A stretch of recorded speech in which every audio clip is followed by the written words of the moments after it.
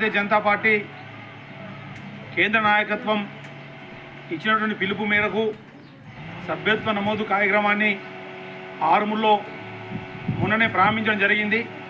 దాంట్లో భాగంగా ఈరోజు 26వ వార్డులోని ఏదైతే 84, 83 బూత్లు ఉన్నాయో 84 బూత్లు ఉన్నాయో ఆ బూత్లో ఈరోజు సభ్యత్వ నమోదు కార్యక్రమం నిర్వహించడం జరుగుతూ ఉంది.